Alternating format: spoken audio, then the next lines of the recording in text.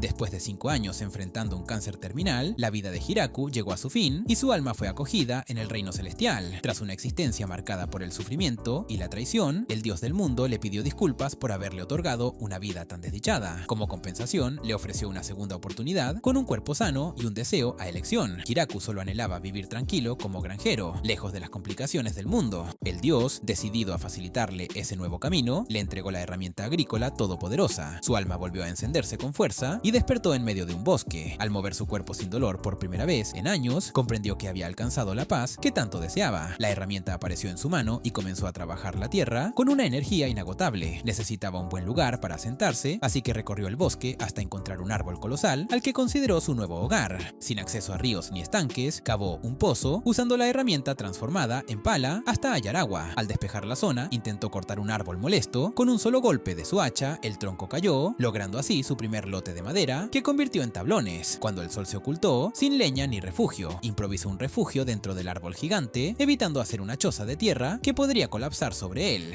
Al día siguiente, recogió leña y encendió su primer fuego. En solo un día había despejado gran parte del bosque, pero seguía sin cansancio ni hambre. Esa era la bendición de su herramienta. Pronto, un conejo monstruoso lo embistió, pero lo venció sin esfuerzo. Pensó en cómo preparar su carne y creó un baño rudimentario junto a un pequeño refugio para su privacidad. Al caer la tarde, cultivó la tierra con entusiasmo, pensando que vegetales sembrar primero. A la mañana siguiente, encontró brotes ya emergiendo. Su herramienta parecía tener la capacidad de acelerar el crecimiento. Decidido a proteger las plantas, construyó una valla y cavó zanjas de defensa alrededor del área. Pasados unos días, su granja florecía. Con la madera restante, construyó una cabaña con techo trabajado, elevando su nivel de vida. En una de sus caminatas halló 2 lobos heridos. Les ofreció carne de jabalí que había almacenado y los cuidó hasta que notó que una de las hembras estaba embarazada. Anhelando compañía, les brindó refugio y calor. Tras una noche larga, nacieron 4 cachorros. Para celebrarlo, los alimentó con la mejor carne que poseía. Luego les construyó una casa contigua y cuando crecieron, nombró al macho Kuro y a la hembra Yuki. A medida que los días pasaban, descubrió más funciones de su herramienta, como la siembra mágica de papas. Todo lo que cultivaba crecía rápidamente. Agradecido con los dioses, creó estatuas en su honor. Como su dieta era limitada, comenzó a plantar árboles frutales, pese a que requerían años para dar fruto. Con el tiempo, los lobos comenzaron a desarrollar cuernos y explorando más allá, encontró una cascada a 30 minutos de distancia. Aunque pensó en construir un canal, prefirió concentrarse en su hogar. La granja seguía expandiéndose con cultivos como trigo y caña. Con el invierno acercándose, preparó reservas de comida y madera. Un día, Kuro lo llevó hacia una araña gigante, capaz de producir seda refinada, con la que fabricó textiles a cambio de patatas. Con su ayuda, Hiraku obtuvo ropa, camas, cortinas y todo lo necesario para soportar el invierno. La cabaña se volvió más acogedora, aunque la soledad comenzaba a pesarle. Tras el invierno, la primavera trajo de vuelta la vida. Los lobos, ahora adultos, regresaron con parejas. Uno incluso conquistó a su compañera tras una feroz batalla. La araña también volvió con sus crías. Las familias crecían y Hiraku cultivaba con más intensidad para alimentar a todos. Durante una jornada, la araña alertó sobre algo inusual. Hiraku y Kuro se internaron en el bosque y hallaron a una joven de cabello plateado llorando. Aunque los animales estaban en guardia, ella buscaba ayuda. Al acercarse, la joven lo atacó con un mordisco y mostró su verdadera forma, una vampira debilitada que necesitaba sangre para sobrevivir. Los lobos la redujeron y ella volvió a su forma infantil. Arrepentido, Hiraku le ofreció sangre para ayudarla a recuperarse. La joven volvió a su forma adulta y así comenzó una nueva etapa en la vida de Hiraku, una aldea que ahora no solo tenía animales y magia, sino también seres que desafiaban toda lógica. Era la primera vez que probaba frutas tan peculiares y su sabor superó todas sus expectativas. Ver a alguien disfrutar su cosecha por primera vez le brindó una sensación de plenitud que no había conocido desde su llegada a ese mundo. Aquel día había estado lleno de sorpresas y mientras volvía a casa, se preguntaba si volvería a vivir algo así. La chica se llamaba Ru y le preguntó si podría visitarlo en el futuro, pero Hiraku deseaba más que eso. Le pidió que se quedara con él para siempre. Ella quedó desconcertada por la repentina propuesta, pensando que se trataba de una declaración de matrimonio, y aunque él solo deseaba no estar más solo, terminó reafirmando su intención de compartir su vida con ella. Ru, conmovida, aceptó quedarse a su lado. Desde ese momento comenzaron a vivir juntos. Al día siguiente trabajaron en los campos, cultivando codo a codo. Sin embargo, la tranquilidad no duró mucho. La araña Sabutón dio la alarma y al correr al lugar, Hiraku liberó a una chica atrapada entre los árboles. De cabellos dorados y alas majestuosas, se trataba de Tia, un ángel con una misión clara: encontrar a Ru. Tras un tenso momento, Tia explicó que buscaba a su antigua compañera, acusada de provocar explosiones con sus experimentos mágicos. Tras conocer a Hiraku y observar la tranquilidad de la granja, aceptó quedarse también. Tia aprendió rápidamente sobre la vida agrícola y Ru le enseñó a cortar repollo y preparar comidas sencillas. Después de una larga jornada, probaron fresas frescas frescas y decidieron hornear pasteles juntos. Tía, impresionada, le pidió más fresas, pero Hiraku temía que un cultivo excesivo trajera pérdidas. La convivencia entre ellos era armoniosa y cada uno comenzaba a depender del otro. Poco después, Hiraku notó nuevos cachorros en la familia de Kuro y construyó un establo para ellos. Zabuton también tuvo descendencia y todos los zanganos emprendieron el vuelo. Al mismo tiempo, Tía anunció su partida temporal, regresó 2 días más tarde, pero no sola. Venía acompañada de varias elfas, de figura esbelta y mirada decidida. Su llegada marcó un nuevo capítulo para la aldea. Durante la última gran guerra, su pueblo había perdido a todos sus varones y vagaban desde entonces buscando un lugar seguro. Hiraku decidió construir una casa para ellas. Con la ayuda de todos, lograron levantar una vivienda cómoda en apenas 10 días. En agradecimiento, las elfas ofrecieron ayudar con la herrería y minería. Construyeron un horno, fundieron hierro y fabricaron utensilios de metal, demostrando que aún después de vivir 2 siglos en el bosque, conservaban habilidades extraordinarias. Aunque insistían en iniciar una nueva población, Hiraku se mantuvo firme en su papel como anfitrión, sin dejarse arrastrar por la euforia. Durante una jornada de cultivo, descubrieron que Hiraku tenía un campo de trigo. Las elfas decidieron hornear pan y lo transformaron en delicias que compartieron con todos. Hiraku, entusiasmado, quiso expandir aún más sus cultivos. Sin embargo, al consultar con Ru, ella le explicó que si bien la tierra no tenía dueño oficial, técnicamente pertenecía al señor demonio. Aún así, al haber sido cultivada y desarrollada por Hiraku desde cero, para todos los efectos era suya. Por la noche, las chicas comentaban sobre los logros de Hiraku, domó a los lobos infernales, cooperaba con la araña demoníaca y lograba cultivar en tierras infértiles. Nadie comprendía de dónde venía su conocimiento, ni por qué era ajeno al funcionamiento del mundo. Recordando una antigua tarea pendiente, Hiraku decidió construir la vía fluvial. Zabuton le señaló una abeja reina, así que también preparó una colmena. Junto a las elfas, trabajaron sin descanso construyendo un canal de hormigón. En un solo día, lograron terminarlo y el embalse quedó lleno, facilitando el riego de los campos. Incluso comenzaron a aparecer peces, uno de ellos enorme, casi lo devoró. Aunque los animales del bosque eran peligrosos, aquellos peces podrían representar una nueva fuente de alimento. Hiraku cocinó el pescado, pero notó cierta desconfianza en las elfas. Sin embargo, una vez que lo probaron, quedaron encantadas. Decidió entonces conservar más peces usando sal. Al pensar en diversificar aún más la dieta, intentó cultivar arroz, pero no obtuvo los resultados esperados. Entonces, con la ayuda de las elfas, preparó un arrozal desde cero. Juntos drenaron la tierra, colocaron compuertas y plantaron los brotes. Días después, el arroz ya estaba listo para la cosecha. Hiraku lo secó, diseñó una trilladora con su herramienta todopoderosa y les enseñó todo el proceso. Las elfas, impresionadas, creyeron haber terminado, pero él explicó que aún quedaba un último paso por realizar. Hiraku se preparó para cocinar el arroz y le pidió a Flora que encendiera el fuego con su magia. Ella, emocionada, estuvo a punto de desatar una explosión enorme, pero terminó generando solo una llama controlada. Con paciencia cocinó el arroz y lo formó en bolas para compartir con las chicas. Aunque todas fingieron desagrado, él sabía que en realidad lo disfrutaban. Cuando el arroz se acabó, decidió expandir el cultivo y todos colaboraron en la limpieza. Observando cómo las chicas se limpiaban usando magia, Hiraku deseó tener un baño adecuado. Gracias a la vía fluvial construida previamente, presentó sus planos para crear un sistema de plomería y construir un baño real. Aunque algunas chicas pensaban que era innecesario, él les recordó la dureza del invierno. Así comenzaron a trabajar en un horno para calentar agua y diseñaron la bañera más grande posible. El único obstáculo era cómo tratar las aguas residuales. Tía sugirió usar limos para purificarlas. Hiraku dudó, pero ella trajo algunos y los colocaron en la zona de drenaje y dentro del baño. Problema resuelto, retomó la recolección de leña, donde encontró troncos con hongos. Aunque desconfiaba de ellos, las chicas los consideraron seguros. Decidió preparar un área específica para cultivarlos. Al atardecer, el baño quedó terminado. Hiraku intentó explicar su uso, pero las chicas prefirieron una demostración práctica. Al día siguiente, observó que los hongos comestibles habían crecido y descubrió que los perros habían traído más elfas a la aldea. Lea mencionó que solían vivir juntas, por lo que propuso ampliar la casa para alojar a todos y fomentar una vida en comunidad más cómoda.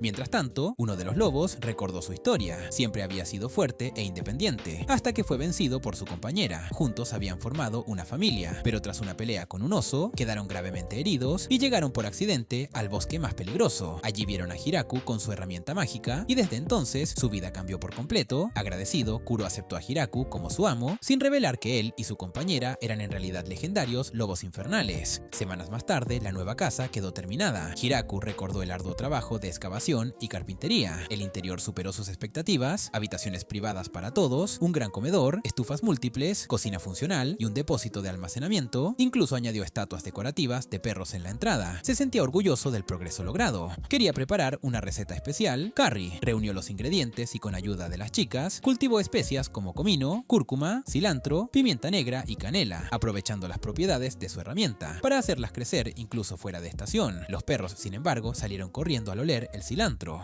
Comenzó la preparación junto a Lea, quien mostró gran entusiasmo. Juntos cocinaron carne, amasaron pan y sazonaron con precisión. Al terminar, todos se reunieron para probar el resultado. Aunque inicialmente fingieron desagrado, todos repitieron porciones. Hiraku sospechaba que estaban fingiendo, pero prefirió disfrutar el momento. Con el invierno en retirada, comenzó a recolectar leña en grandes cantidades. Sabuton, que hibernaba en la copa de un árbol, recibió papas y mantas adicionales para sobrellevar el frío. Lea, como siempre, se mantenía ocupada. Las demás chicas trabajaban en tareas como costura y preparación de comida, mientras los perros cazaban con dificultad por la nieve. Todos, sin decirlo, se preparaban para una nueva estación con más desafíos. Con todos los preparativos de invierno bajo control, Hiraku pensó en cómo conservar sus verduras y creó una caja cubierta con una manta para usar la nieve como congelador natural. Aunque sus métodos eran ingeniosos, deseaba poder usar magia al menos una vez. Esa noche, Ru intentó enseñarle un hechizo de ignición y le explicó que era normal fallar al principio. Ella podía invocar varios golems y aunque Hiraku se sentía inútil al compararse, ella le recordó que sin él, la aldea no existiría. Él era quien los mantenía alimentados y unidos. Llegaron las primeras heladas y con tanto tiempo dentro de casa, Hiraku construyó juegos como reversi y ajedrez. Enseñó las reglas y aunque al principio parecían simples, Tia destacó su complejidad. Ru la desafió y tras una intensa partida, Tia fingió un accidente para reiniciar el juego. Con su magia volvió a colocar las piezas. Hiraku notó que incluso los lobos jugaban con gran concentración. Luego probaron Mahjong, pero las chicas lo superaron con facilidad. Para variar, creó un juego de bolos de madera y todos lo disfrutaron mientras el invierno pasaba lentamente. El congelador natural funcionó bien y pudieron disfrutar de la comida hasta que llegó la primavera, pero la tranquilidad se rompió cuando Sabuton dio la alarma. Un wyvern descendió con fuego y Tia apenas logró defender el árbol. Lea y las demás contuvieron los incendios y Hiraku, sin pensarlo, lanzó una lanza al cielo. Atraviesó las defensas del wyvern, dañó sus alas y lo derribó. Más tarde encontraron su cuerpo en el bosque. Tia consideró que se trataba de un monstruo salvaje, no un ataque planeado. Hiraku cocinó su carne e hizo un estofado con la cola. Por primera vez, las chicas quedaron realmente impresionadas con su comida. Ru notó algo extraño: aquella lanza podría romper incluso la barrera de un wyvern, algo que ni Tia podría bloquear. Mientras tanto, en el reino demoníaco, los altos mandos se alarmaron al saber que un wyvern había sido abatido. Incluso en el sur, un sabio observó el evento y pensó que la lanza de Hiraku podía perforar al propio rey dragón.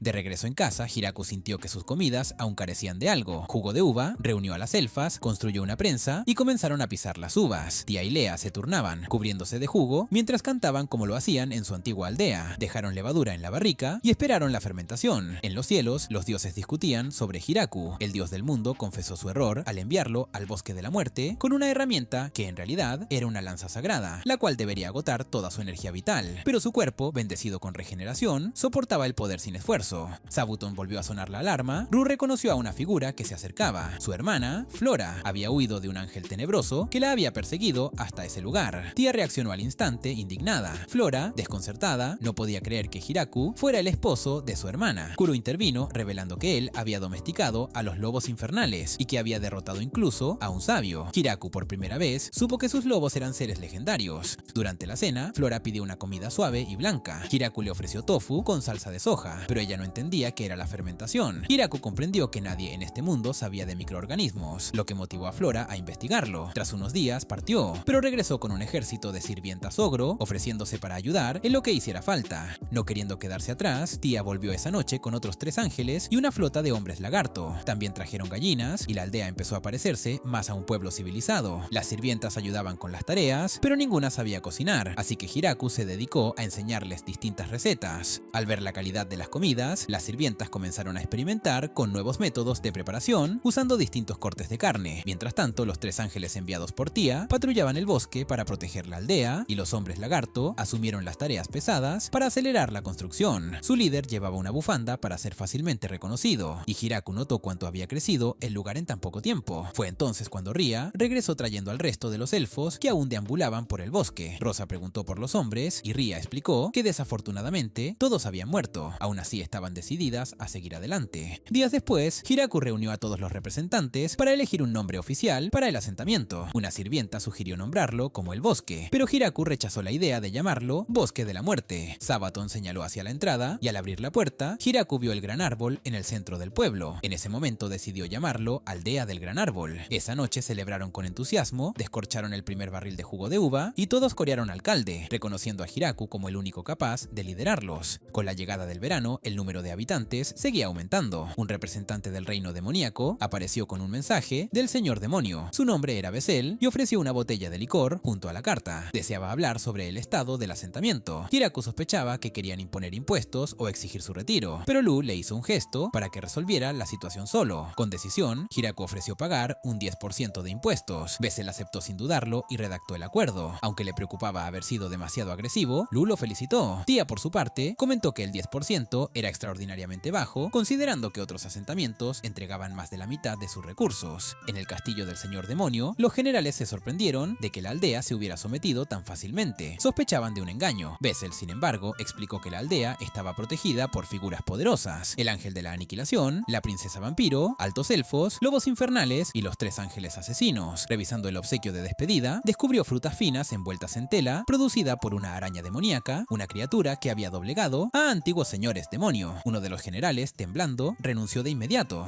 Al día siguiente, el rey de los dragones, Draim, llegó con su asistente y un regalo, una espada de aspecto imponente. Explicaron que su guarida se encontraba al sur y que deseaban establecer una relación como vecinos. Hiraku los invitó a cenar y Draim, en forma humana, disfrutó del jugo de uva antes de retirarse, prometiendo futuras visitas. Anticipando más encuentros, Hiraku construyó una casa de huéspedes. Además, diseñó una señal con campanas y organizó una comitiva de bienvenida con Tia y Ru, apoyada por elfos y hombres lagarto, como medida de precaución. Flora quedó encargada de atender a los huéspedes nocturnos gracias a su resistencia al sueño. No pasó mucho tiempo hasta que un grupo de la aldea de los lamentos llegó con intenciones comerciales. Ru los recibió y notó que algunos miembros iban rezagados. Les advirtió sobre el peligro de separarse. Una vez instalados en la casa de huéspedes, cerró la puerta. Tia señaló que estos visitantes no habían traído obsequios, lo que justificaba cierta desconfianza. Hiraku notó que no se les ofrecía jugo de uva, y la criada principal explicó que el trato era distinto para quienes no mostraban cortesía. A pesar de la cautela del resto, Hiraku insistió en brindarles vino y comida adecuada. Durante la cena, los visitantes revelaron que vivían de la caza y minería, pero por conflictos recientes necesitaban nuevas rutas comerciales. Plantearon que la aldea del Gran Árbol los visitara a ellos. Hiraku, considerando los riesgos del viaje, propuso que Kuro y los lobos llevaran los productos en carruajes. A cambio, los visitantes ofrecieron utensilios de plata y objetos de vidrio, útiles para mejorar la vida diaria. Hiraku aceptó encantado el intercambio. Este fue el inicio de una nueva relación comercial. Antes de partir, el líder del grupo visitante se disculpó por no haber traído un obsequio para la aldea. No tenía esa costumbre, pero prometió traer algo en su próxima visita, aunque no fuera lujoso, ya que su pueblo era pobre. Hiraku le aseguró que lo importante era la intención, no el tamaño del presente. Poco después llegó el primer día de comercio con la aldea Howlin. Las chicas le pidieron a Hiraku que se quedara, dejando a Tia como su representante. Draim aceptó llevarlas a cambio de un barril de jugo de uva. Con el tiempo comenzó a visitar regularmente solo por el jugo y traía consigo distintos tesoros, lo cual siempre alegraba a Hiraku. Después de recibir su jugo, partió de nuevo. Tia regresó diciendo que habían vendido todo. Al principio, la gente dudó al ver alimentos desconocidos, pero tras probar muestras gratuitas, quedaron encantados. Incluso vendieron el vino destinado a Hiraku, quien prometió reponerlo. Esa noche, Tia contó que el alcalde quería enviar aldeanos a vivir a la aldea del Gran Árbol, 20 residentes, todas mujeres jóvenes.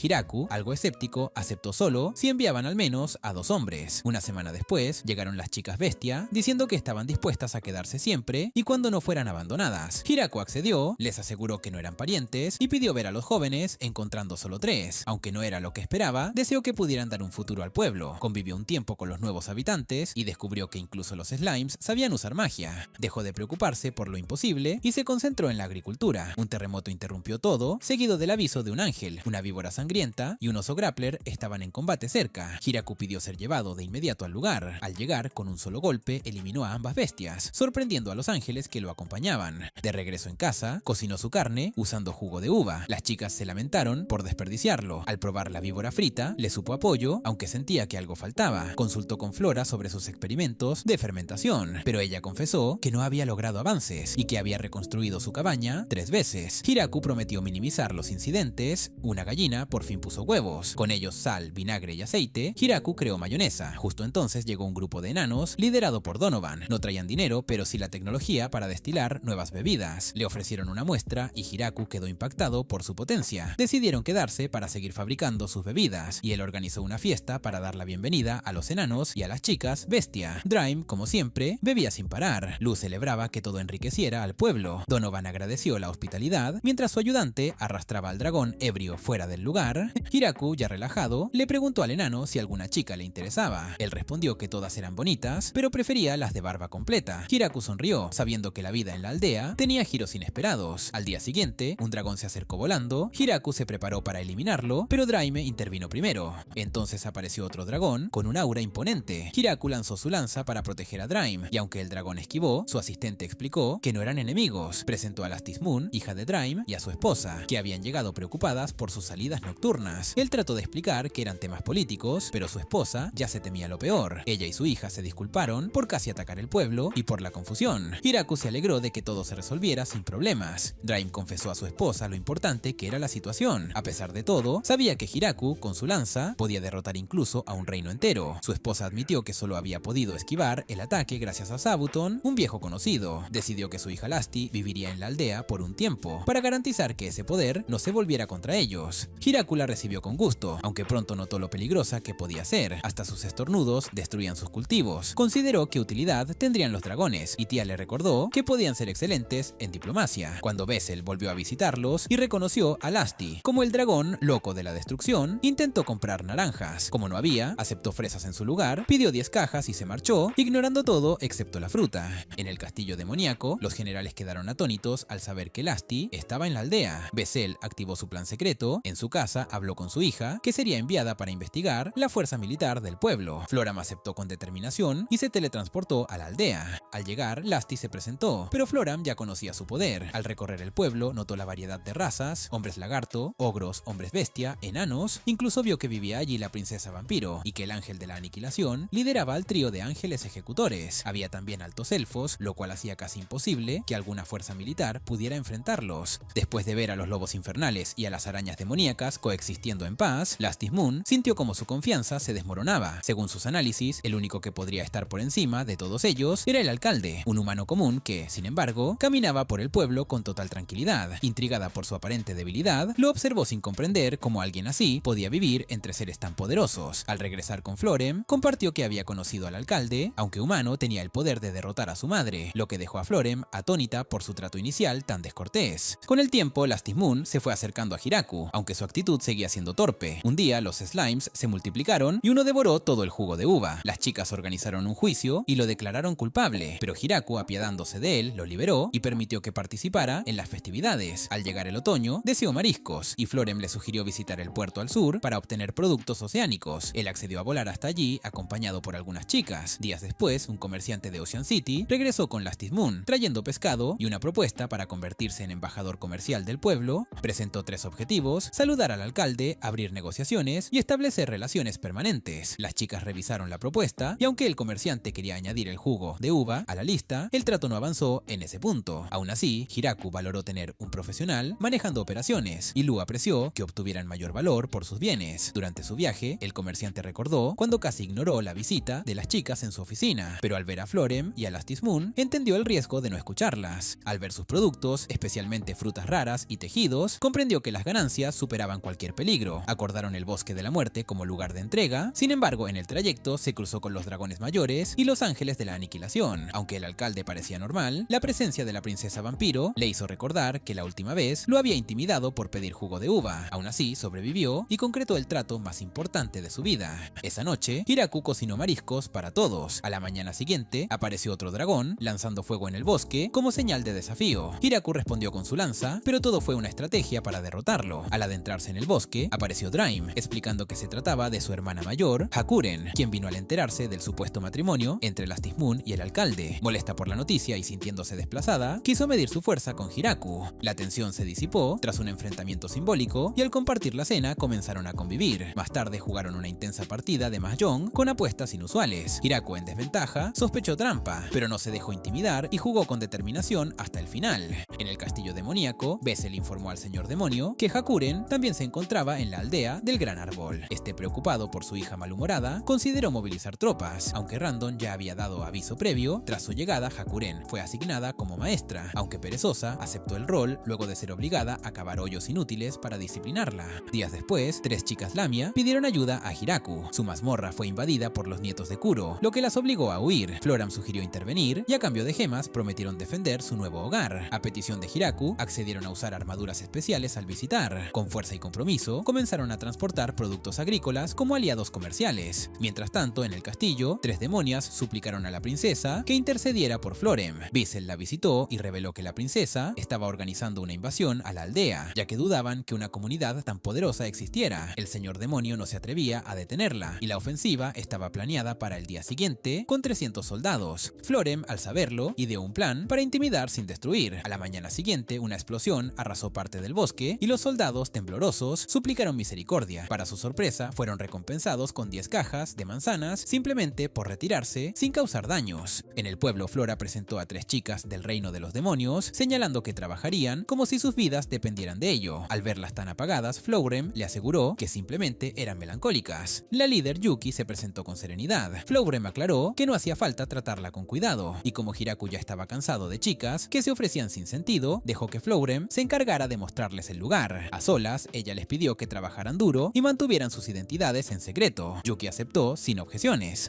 Esa noche, tras recorrer el pueblo, las chicas disfrutaron la cena, aliviadas de no pensar en política. Ru y Ria las visitaron y notaron que la transformación de Ria había fallado. Supuso que era por agotamiento tras jugar con los niños. Yuki se despidió para evitar preocupaciones en su familia. En el castillo, el rey demonio notó que su hija había cambiado. Bessel sugirió que se interesaba en política. El rey temió que hubiera conocido a un hombre y juró arrasar todo si era necesario. Mientras tanto, Hiraku inició los preparativos de invierno, sorprendido por la cosecha. Hakuren pidió comida para sus padres, revelando que eran el dragón emperador y el dragón huracán. Lassie la ayudó con alimentos secos rumbo a Yayato y dejó cosechas para intercambiar. Cerca del mar, un monstruo daba problemas, así que Lassie lo enfrentó, creyendo que podría ser útil. Al volver del norte, Hakuren trajo más elfas de las montañas en busca de ayuda. Hiraku decidió acogerlas y Ria organizó sus alojamientos. Esa noche, Hiraku construyó una casa de baños para hombres. Sin embargo, Florem sorprendió a las chicas demonio tratando de espiar y se encargó de detenerlas. El otoño se desvanecía y con él llegó el malestar de Ria. Sena sospechó embarazo al notar sus antojos. Ella recordó un caso similar en la aldea Howlin y le contó a Hiraku que la mujer fue felicitada por estar embarazada tras el invierno. Hiraku mantenía su rutina matutina. El limo se había colado otra vez en un barril de vino, causando otra revuelta. Como notó que la gente no almorzaba, estableció una nueva costumbre para evitar el agotamiento. Luego empezó a plantar flores, construir muebles y juguetes, y forjó espadas de práctica para mejorar el estado físico de los aldeanos. Durante sus entrenamientos con lanzas, una elfa oscura le ofreció enseñarle. Aunque rodeado de miradas curiosas, siguió adelante. En las noches intentaba relajarse, pero las chicas lo espiaban y decidió sellar entradas secretas. Al día siguiente, Sena le informó que un hombre extraño apareció junto al gran árbol. Lucy lo reconoció, era el progenitor, un vampiro milenario. Felicitaron a Lucy por su embarazo, un fenómeno raro entre los suyos. Él explicó que fue atraído por una estatua y habló de su longevidad, aunque sus recuerdos de Dios eran difusos. Hiraku no quiso cederle la figura, pero prometió tallarle una réplica. El progenitor aceptó y, como muestra de gratitud, colocó la estatua en su templo y envió un piano lujoso. Las chicas, deseando tocar para Rhys, le pidieron un piano viejo para practicar. Hiraku gestionó uno con Michael y toda la aldea comenzó a ensayar, aunque él ya no podía dormir tranquilo.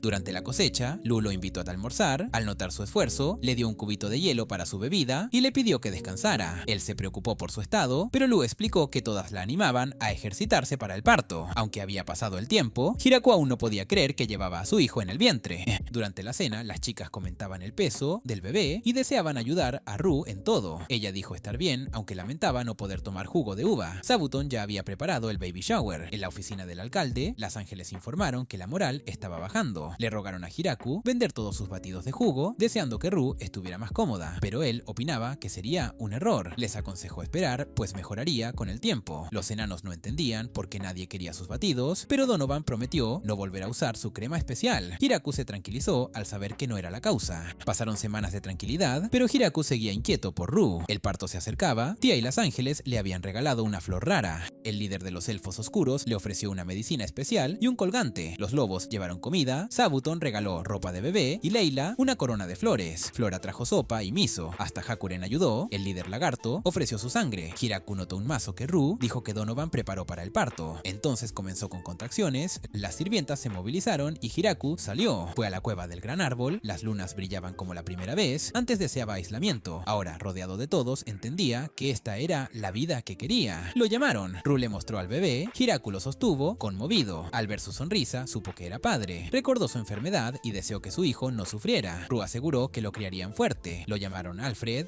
Agradecido, Hiraku reunió a los líderes y mostró una medalla de gratitud, que también funcionaría como moneda. Repartió cupones. Kudel y Sabuton recibieron 30. Las hizo a mano para evitar copias. Algunos querían jugo, otros muebles o armas. Los niños sin entender, alquilaron al alcalde un día. Luego llegó la gran fiesta por Alfred. Por primera vez en meses, todos bebieron jugo. Donovan y los enanos trajeron un barril especial. Hiraku y Rue lo abrieron juntos. Todos celebraron. Donovan preguntó si a Rue le gustaba la receta. Ella no podía beber, así que pidió embotellarlo. Hiraku propuso guardarlo 20 años para compartirlo con Alfred adulto. Entendía que Donovan solo quería sentirse útil. Cuando intentó detener el consumo, ya era tarde. Hiraku lo dejó hacer. Desde el reino demoníaco llegaron felicitaciones. La aldea era fuerte y pensaban casar a Yuri con alguien del pueblo. Michael también envió obsequios. Tia contó que había refugiados tras la guerra en Dorian y el reino demoníaco. Más de 100 personas necesitaban hogar. Hiraku supo que no cabrían todos. Lou sugirió crear una segunda aldea. Todos estuvieron de acuerdo. Así como fueron salvados, ahora podían ofrecer refugio. Todos vivieron felices para siempre.